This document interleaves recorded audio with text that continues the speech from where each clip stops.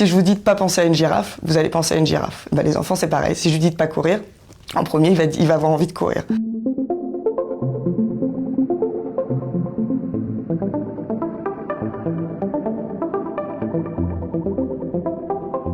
C'est juste être vrai, sans vouloir jouer le rôle du super parent parfait qui sait tout.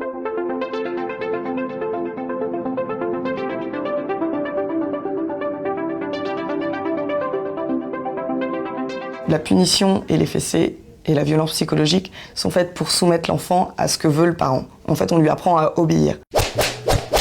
Là, on n'apprend pas à l'enfant à obéir, on lui apprend à écouter avec son cœur, avec ses émotions, et à accepter l'autre tel qu'il est. Comme moi, je vais leur permettre d'être eux, il est important qu'ils comprennent qu'il faut qu'ils acceptent les autres tels qu'ils sont. Et à partir de ce moment-là, tout se met en place finalement. L'éducation positive, c'est de s'intéresser à l'enfant de façon donc positive en utilisant des termes positifs. Donc en ne soulignant plus « ne fais pas ci, ne fais pas ça, il faut pas faire ça, attention, nanana ». On va par exemple traverser la route, donc je vais pas lui dire « arrête, cours pas, donne-moi la main » ou quelque chose comme ça. Je vais leur dire « bon bah là, il y a la route, qu'est-ce qu'on fait ?» Je vais leur poser des questions en fait et les amener eux-mêmes à réfléchir et à faire les choses. That's it. Go to your room. Alors l'éducation positive, ce n'est pas du tout du laxisme.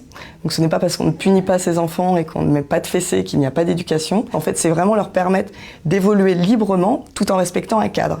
Et donc moi, quand par exemple je suis en colère que mes enfants vont faire quelque chose qui ne va pas, je vais pas laisser couler. Non, je vais aller voir mon enfant et je vais lui dire bah là je suis en colère de ce qui s'est passé, j'aimerais qu'on en parle.